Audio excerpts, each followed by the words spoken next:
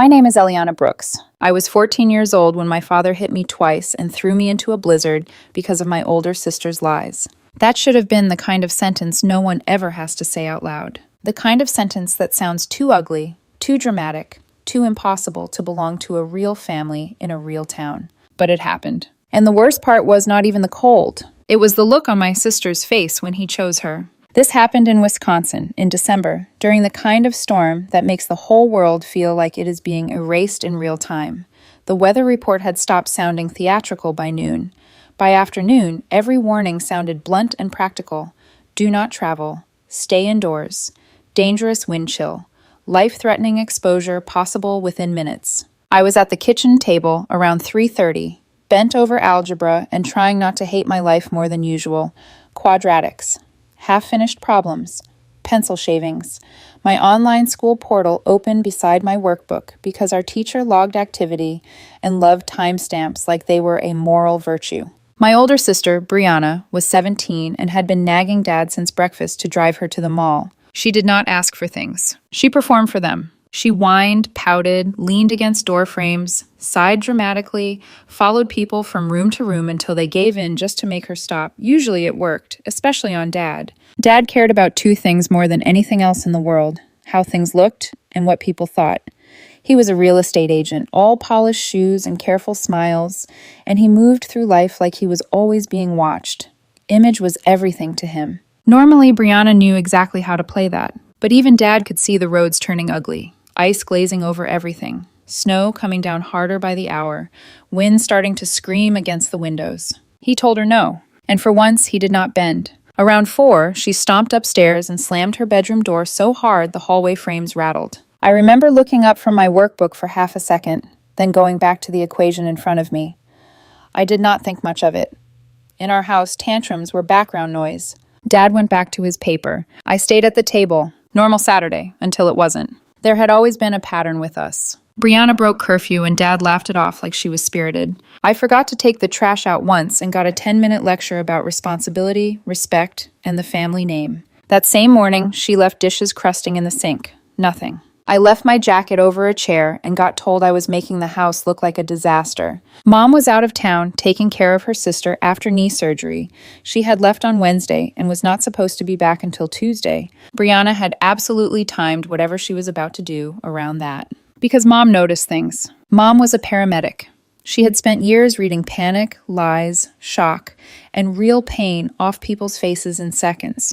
She would have asked questions Dad never bothered to ask. Brianna knew that. She also knew that without Mom there, the house tilted even harder in her favor. About 20 minutes after she stormed upstairs, she came back down. I did not hear her at first. I just felt the room change. Then I looked up. Her shirt was torn at the collar. Her makeup was smeared. Mascara dragged down her cheeks in dark, wet streaks. She was sobbing so hard she looked like she could barely stay upright. Dad's newspaper slipped from his hands and hit the floor. And then she started talking. Not clearly. Not at first.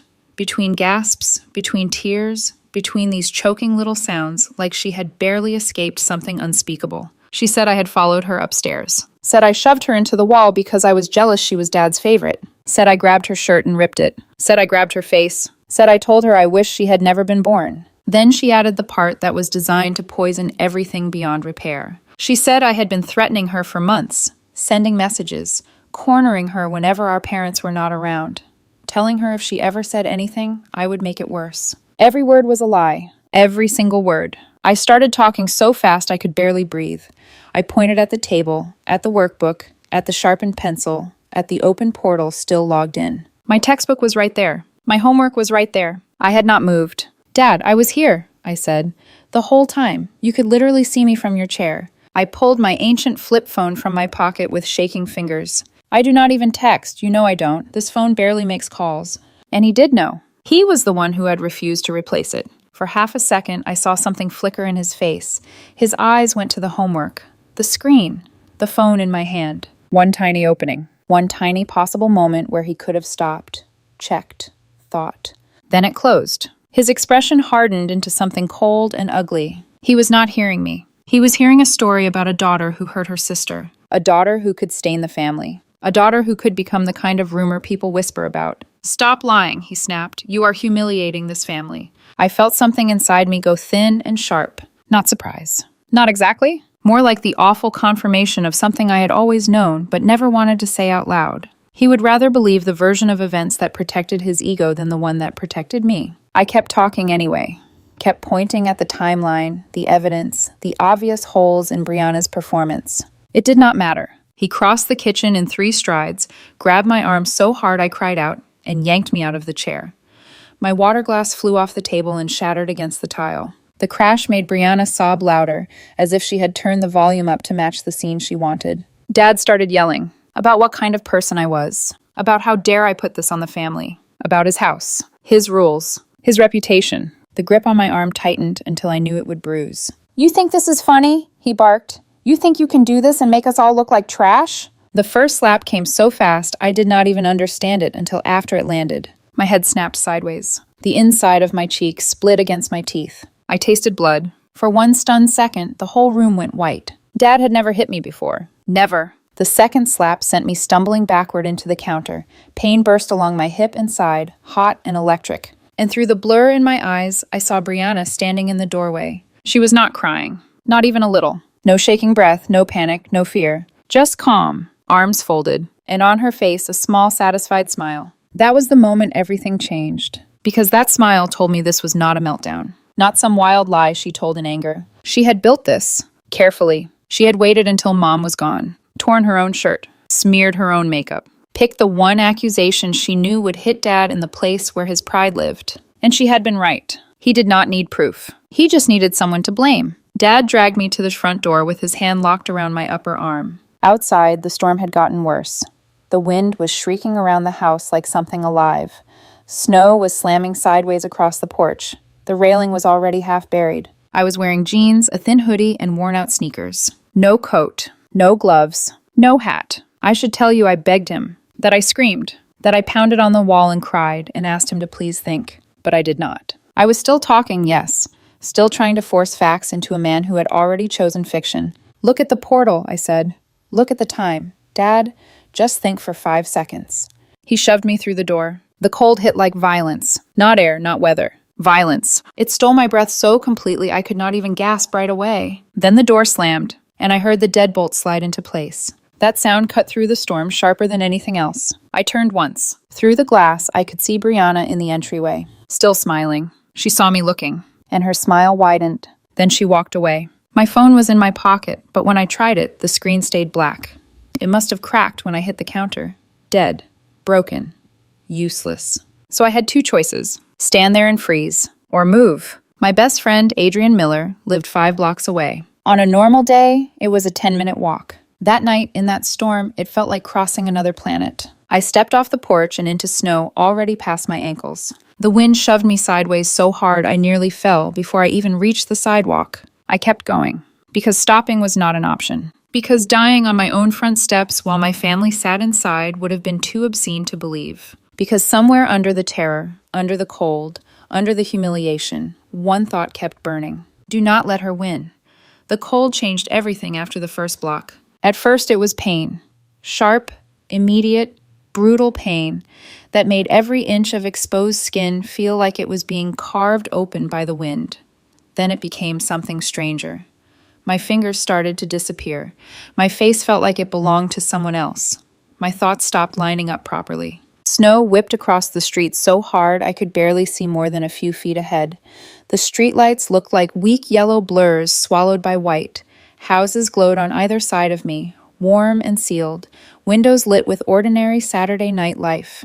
Televisions flickering, people moving behind curtains, plates on tables, families existing like the world outside was not trying to kill me. I fell in the first block, hard. My hands went straight into a drift so deep I could not find the bottom.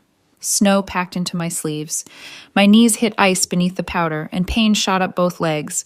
I stayed there for one stupid second, half buried, staring at the snow under me and thinking, absurdly, that it looked clean. Then I dragged myself up. Second block, I tried one house. I made it to the porch, lifted my hand to knock, and saw the curtain shift.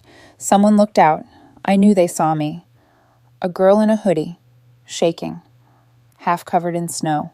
The curtain dropped. No one opened the door. I stood there for maybe 3 seconds, long enough to understand exactly what had happened, then turned and kept walking. Shame can keep you moving almost as effectively as hope. By the third block, my thoughts were slipping.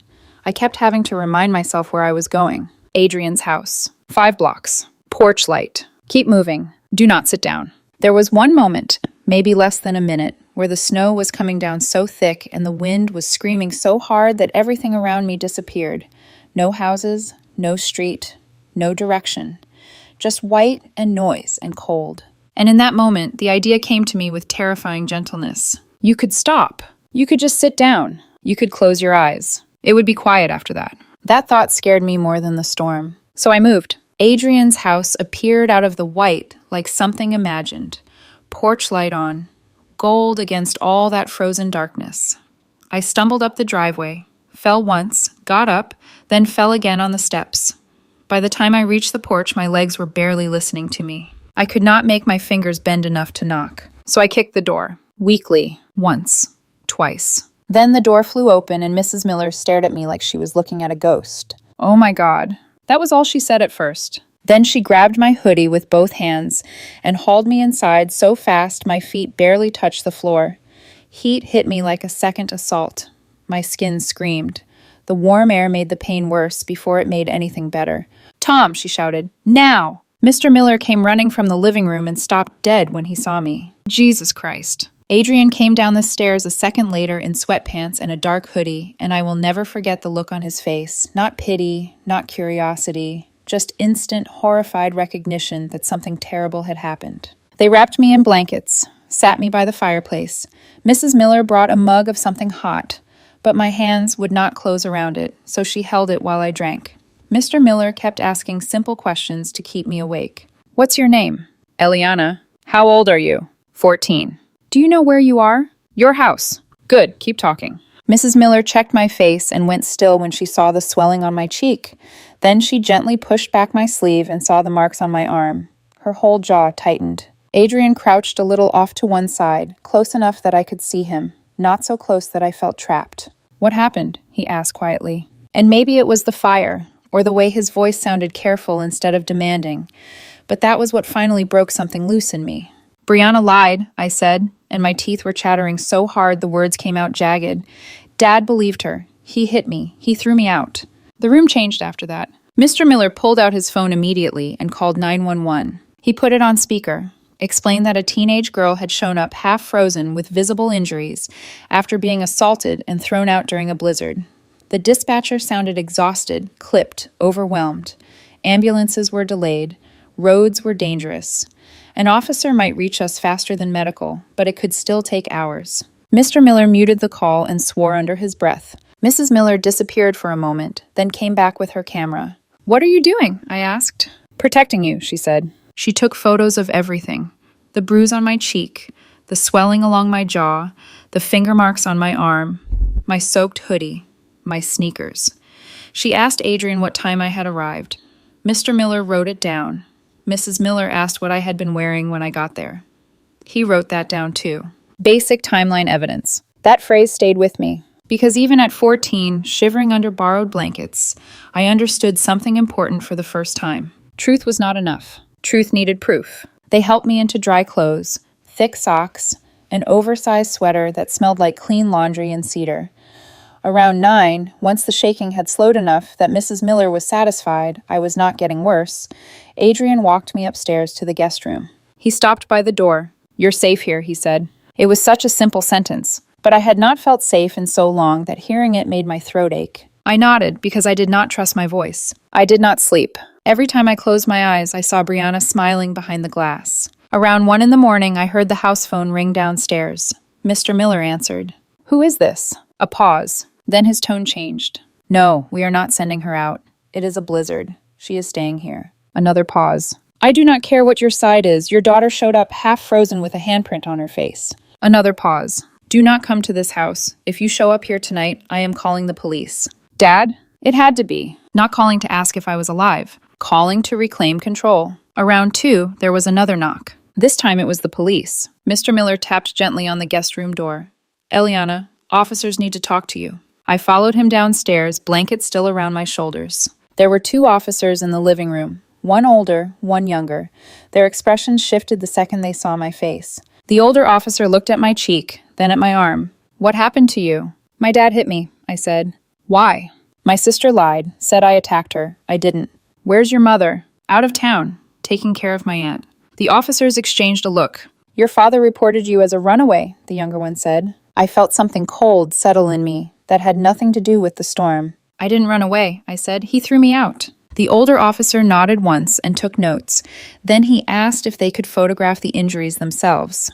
I said yes. After they left, Adrian knocked softly on the open guest room door and leaned against the frame. "Can't sleep either?" he asked. I gave a weak shake of my head. He came in and sat on the floor by the wall, not trying to get too close. "My parents won't let anything happen to you," he said. His voice was steady. And then, after a second, quieter, "Neither will I." I looked at him in the dim light from the hallway and wanted to believe that so badly it hurt. At 7:30 the next morning, Mrs. Miller finally reached my mother. By 10, Mom was there. She came into the Miller house still wearing her winter coat, face pale from the drive, and the moment she saw me, something in her expression changed so completely it frightened me. Not panic, not confusion, fury, the kind so deep it went silent. Mrs. Miller showed her the photos, walked her through everything.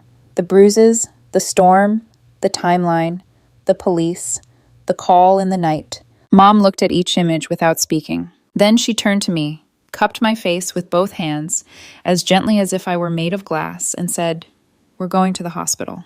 "I'm okay," I whispered. "No," she said, and her voice shook once with contained rage. "You are not." At the ER, everything became official. The doctor documented the handprint bruise on my left cheek, the swelling along my jaw, the finger-shaped marks on my upper arm. She checked my hands and feet for frostbite and said I had minor damage to 3 fingers and 2 toes from exposure. She used words like documented assault injuries and mandated report. Mom was already ahead of her. She bought me a basic smartphone that afternoon because she refused to risk me ever being unreachable again. Then she made the call to CPS from the parking lot before we even drove home. When we finally pulled into the driveway, the house looked exactly the same. Snow on the steps, curtains half drawn, kitchen light on, like nothing inside it had changed. Dad was at the table with coffee and the Sunday paper when we walked in. Brianna appeared in the doorway in pajamas, took one look at my face, and froze. Mom did not raise her voice. That would have been easier. Instead, she walked into that kitchen carrying the hospital papers, the photographs, the police report, and every ounce of fury she had kept under control for the last 12 hours. "Don't speak," she said to Dad, "not one word. You are going to listen." Mom didn't yell. That was the first thing that made it worse. If she had screamed, thrown something, lost control, Dad might have had somewhere to hide, some excuse to cling to. But she didn't give him that. She stood in the middle of the kitchen, calm in a way that felt surgical, and laid everything out piece by piece like she was building a case instead of having a conversation. "The timeline proves she was at the table," Mom said, her voice flat, controlled. "The homework portal logs activity. The Millers will testify to her condition when she arrived. The ER documented her injuries. There's already a police report." Dad opened his mouth. "Don't," Mom said without raising her voice. He closed it. Brianna tried to shift her weight like she was deciding whether to double down or disappear. Mom turned to her slowly. "Tell the truth," she said. Just that. No threats, no dramatics. Just the kind of command that didn't leave room for anything else. Silence stretched. For a second, I thought Brianna might actually try to keep the lie going. Then something in Mom's face must have told her it was over. Her shoulders dropped. "I just wanted to go to the mall," she muttered. The words landed like something small and stupid and obscene compared to everything they had caused. Mom didn't react. "Keep going." Brianna swallowed. I knew Dad would say no, so I made it into something else. I knew he'd get mad at her faster than he'd stay mad at me. She didn't look at me. "Did she touch you?" Mom asked. "No." "Did she threaten you?" "No." "Did she follow you upstairs?" "No." "Did she send you messages?" Brianna hesitated. Mom didn't blink. "No," Brianna said. Every word stripped something away. Dad's face went gray. Mom turned to him then, and for a fraction of a second, something broke through her control. "Do you understand what you did?" she asked. Her voice cracked, not from weakness, but from something sharper. "You nearly killed your daughter." Dad flinched like he'd been hit. "I thought, he started. "You didn't think," Mom cut in. "You reacted. You chose pride over evidence. You chose your image over her safety." Silence swallowed the room again. Then Mom stepped back, took a breath, and reset. When she spoke again, her voice was calm, decisive. "You're leaving today." Dad blinked like he hadn't heard her correctly. "What?" "You're moving out. Today. I've already contacted an attorney. Papers will be filed in the morning." "That's insane," he said. "This is a misunderstanding." "You assaulted a minor and locked her outside in a blizzard," Mom said. "There is nothing to misunderstand." Brianna tried to speak. "Mom, I didn't mean—" "You will finish the school year here," Mom said without looking at her. "Then you will go live with your father." That got Brianna's attention. "What? No." "You stood there and watched her freeze," Mom said, finally turning to face her again. "And you smiled." Brianna's face crumpled. "That wasn't a mistake," Mom continued. "That was cruelty." Everything after that moved fast. Dad packed under supervision. He tried to apologize 3 times, maybe 4, but the words sounded thin, like something he had learned instead of felt. "I didn't know it would—" "You didn't want to know," I said quietly. That was the only thing I said to him. He stopped trying after that. He left around 3. Mom stood at the door and watched his car disappear down the street before she closed it. Then she turned around and started making calls. Protective order, emergency custody, lawyers, documentation, always documentation. By Monday, CPS had a case open. They interviewed me in the living room, then again separately, asked direct questions. No soft edges. "Did your father hit you?" "Yes." "How many times?" "Twice." "Did he force you outside?" "Yes." "Were you properly dressed for the weather?" "No." They wrote everything down. They created a safety plan. Dad was not allowed near me without supervision. No contact. No exceptions. If he violated it, it would escalate. He signed it. I watched his jaw tighten as he did. Mom filed for emergency custody that same day. Divorce the next morning. And just like that, the house was quieter. Safer. But not fixed. Because leaving the house didn't mean leaving the story behind. School started again the following week. And that's when everything twisted. Someone told, I don't know who. Maybe a neighbor. Maybe Brianna. Maybe someone overheard something they weren't supposed to. By Tuesday morning, everyone knew some version of it. Not the truth. Versions. In one version, I attacked my sister. In another, I was unstable. In another, the police had taken me away. Rumors don't need facts. They just need movement. Walking into school felt like stepping into a spotlight I didn't ask for. People stared, whispered, stopped talking when I passed. Second period, I got called into the office. Principal Hayes sat behind his desk. The school counselor, Ms. Rivera, sat beside him with a soft expression that didn't feel comforting. "We just want to check in," Hayes said carefully. "I'm fine," I replied. Ms. Rivera leaned forward slightly. "This has been a difficult situation. If you want to talk." "I don't." They exchanged a look. "Standard protocol," Hayes said. "We have to ask, are you having any violent thoughts?" "No." "Do you understand why people might feel concerned?" I almost laughed. "I didn't do anything," I said. Ms. Rivera gave me a pained look.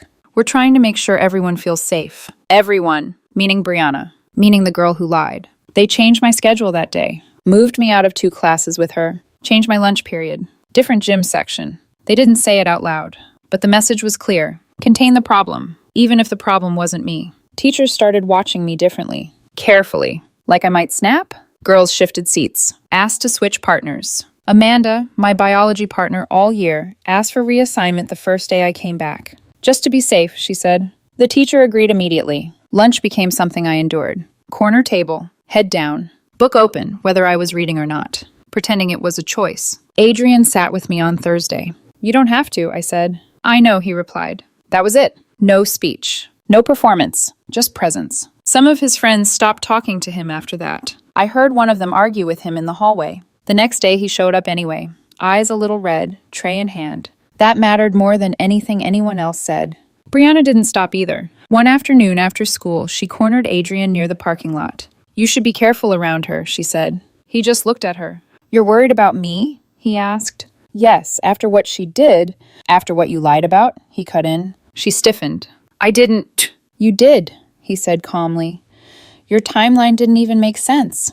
She doesn't even have a phone that texts." Brianna's face flushed red. "You don't know everything," she snapped. "I know enough," he said, "and I'm not the one people should be worried about." She walked away after that, but the damage was already done. She filed a complaint with the school saying she felt unsafe, said I was staring at her in the hallway. They checked the cameras, found nothing, because my locker was in a completely different wing. Still, the complaint stayed on record. That's how it worked. Even when it wasn't true, it left a mark. Coach pulled me aside before gym one day. Some concerns have been raised, he said, avoiding my eyes. It might be better if you change in the bathroom stall. I nodded. Didn't argue, because arguing never helped. One teacher believed me. Mr. Patterson, history. He called me aside after class one day. I know what happened, he said quietly.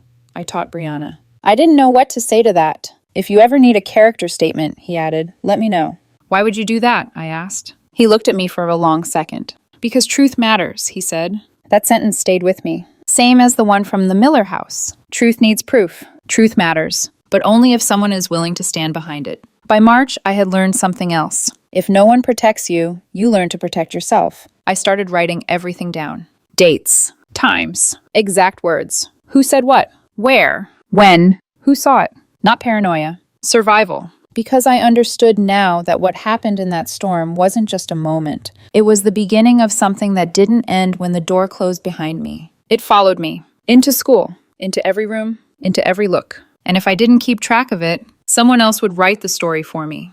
The custody hearing happened in late March. By then, I had stopped expecting fairness to show up on its own. I expected it to be argued for. Proven. Documented. Dad walked into the courtroom like he was attending a business meeting. Clean shave. Pressed suit, that same polished image he had always relied on. For a second, if you didn't know anything, you might have believed him. That was the part that used to scare me. How easy it was to look like a good person. His lawyer leaned heavily into that version of him. This was a concerned parent reacting under stress, she said. A temporary lapse in judgment. Temporary, like what happened to me had been a minor inconvenience instead of something that could have killed me. Mom's lawyer didn't waste time arguing emotions. She argued facts. Photos from that night, my face swollen, the handprint still visible, the bruises darkening along my jaw. Medical reports documenting exposure injuries, early frostbite. The Miller's testimony describing how I arrived, disoriented, shaking, barely able to stand.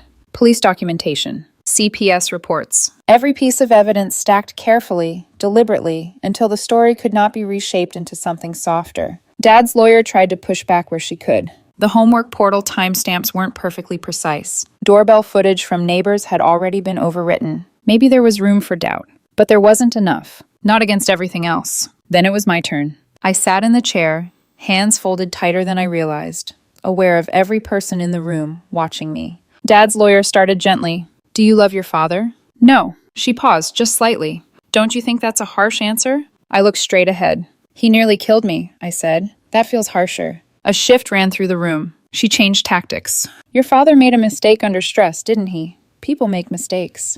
I turned my head then, looked directly at Dad. He held my gaze, face neutral, but I could see the tension in his jaw. He ignored obvious evidence, I said, because it was easier than admitting he was wrong. He chose his pride over my safety. I paused.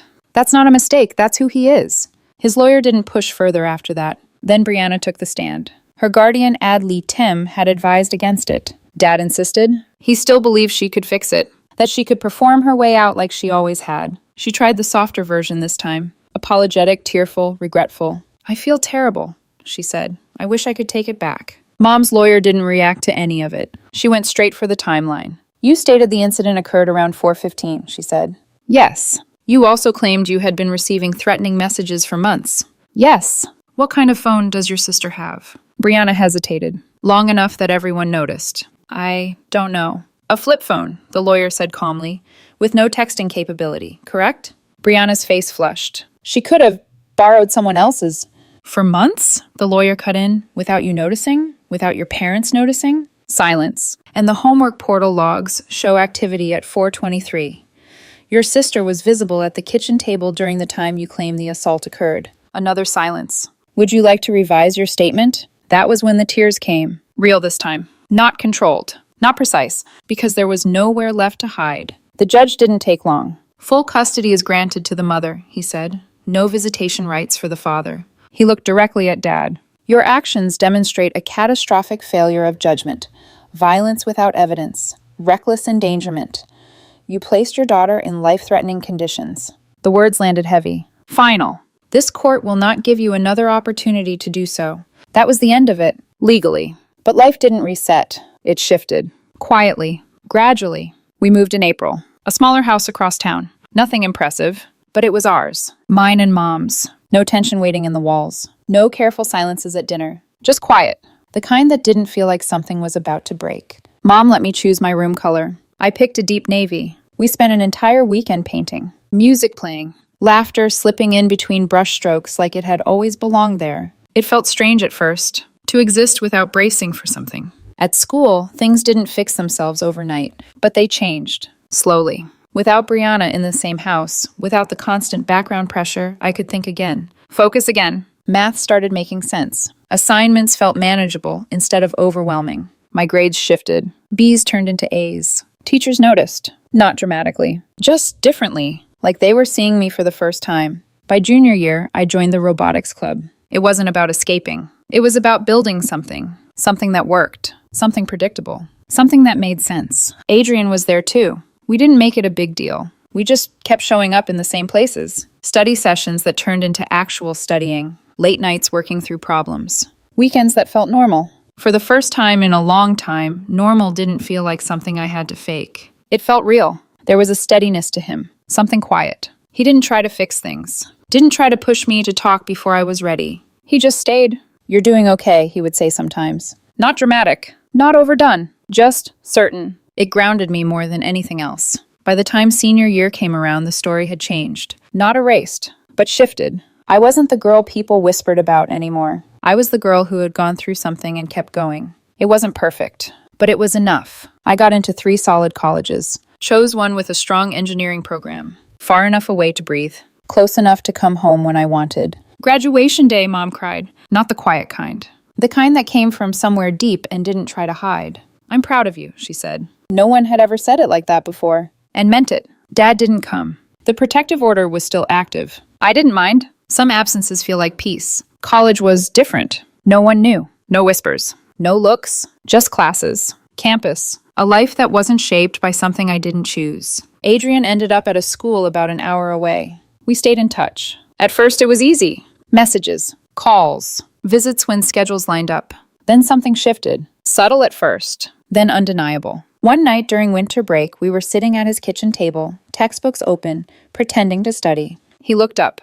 "Are we going to talk about this?" he asked. "Talk about what?" "Us." I stared at him for a second. "What do you want it to be?" I asked. He didn't answer immediately. "I missed you," he said finally, "not just as a friend." Something in my chest tightened. "Yeah," I said, "me too." That was how it started. Not dramatic, not sudden, just honest. We took it slow, careful, like neither of us wanted to break something that had already survived so much. And for the first time, something in my life didn't feel like it was built on unstable ground. It felt chosen.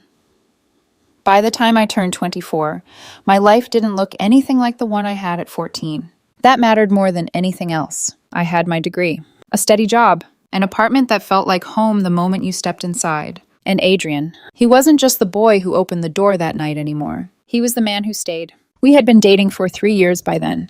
Long distance at first, figuring it out between classes and internships, learning how to be patient, how to communicate, how to choose each other on purpose instead of by default. When we finally moved into the same apartment, it didn't feel like a big dramatic milestone. It felt right, like something that had been building quietly all along had finally settled into place. Mom approved. She always had. "You picked a good man," she told me once, casually, like she wasn't fully aware of how much that meant. I smiled, but I didn't say out loud what I was thinking. I didn't pick him. I recognized him, because he had already chosen me when it mattered most. Dad tried to reach out the same year. A letter, long, carefully written, full of words like regret, growth, reflection. I read it once. Every sentence was technically correct. Every phrase sounded like it had been practiced. But the center of it was still wrong. It was about him, how he felt, what he had learned, what he needed. I wrote back one sentence. "I don't forgive you, and I don't want contact." He sent another letter 6 months later. I didn't respond. Brianna reached out too. Different approach. A message through social media. "I just want to talk." I blocked her. No explanation. No conversation. Some doors, once closed, stay closed. 3 months ago, Mom called me. "Your father's in the hospital," she said. "Heart attack. He's asking for you." I didn't even hesitate. No. There was a pause on the line. "Okay," she said. "I figured you'd say that. I just wanted you to know." He died 2 days later. I didn't visit. I didn't feel guilty about it either. That was the part people don't like to hear. They expect grief to show up no matter what. They expect blood to mean something permanent. But for me, that connection had ended the night he chose a lie over my life. The funeral was small, 30 people maybe, a few distant relatives, some former colleagues who looked uncomfortable, polite, detached. I stood in the back, didn't participate, didn't sing, didn't bow my head, just observed, like I was attending something that had nothing to do with me. Brianna was there. I almost didn't recognize her at first. She looked older than she should have, tired in a way that wasn't just physical. Her clothes didn't fit right. Her hair was dull. Her eyes carried something heavy. Consequences. That was the word that came to mind. After the service, I was heading to my car when I heard her call my name. Eliana, wait. I kept walking. Please, just 5 minutes. I stopped. Turned. She stood a few steps away, hands twisting together, like she didn't know what to do with them. Can we talk? She asked. No. The answer came easily. She flinched, but didn't step back. I need to say something. You already said everything that mattered, I replied. That's not fair, she said, her voice cracking. I was 17. I didn't understand. You smiled, I cut in. The words hit harder than anything else I could have said. You stood there and watched me freeze, and you smiled. Her face collapsed. I know, she whispered. I know, and I've had to live with that every day. That's not my problem. Tears spilled down her face. I've changed, she said. I've been in therapy. I understand what I did. You need forgiveness, I said quietly. That's what this is about. She shook her head quickly. No, it's not. It is, I said. You want me to say it's okay so you can move on without carrying this. She didn't answer. Because she couldn't. Because it was true. I don't owe you that, I continued. I don't owe you anything. She stepped closer, desperation bleeding through every movement. We're family. No, I said, we're not. The silence between us stretched, heavy and final. Family doesn't do what you did, I added. Family doesn't plan something like that. Doesn't watch it happen and enjoy it. Her shoulders shook. I was a kid, she said weakly. You were old enough to know exactly what you were doing, I replied. You tore your own shirt. You staged everything. You lied without hesitation. I took a step back. That wasn't a mistake, I said. That was a choice. She reached for my arm. Not hard. Just desperate. I pulled away immediately. Don't touch me. I'm trying to make this right, she said, her voice breaking. You can't, I said. The truth of that settled between us. Unmovable, unfixable. Some things don't get repaired. They just become part of the past you walk away from. I turned and walked to my car. She didn't follow. I didn't look back. When I got home, Adrian was on the couch, laptop open, half working, half waiting. How did it go? He asked. About how you'd expect, I said, dropping my keys on the table. He studied my face for a second. You okay? I thought about it. About the storm, the door, the courtroom, the years in between, about everything I had lost, and everything I had built anyway. Yeah, I said finally, I'm good.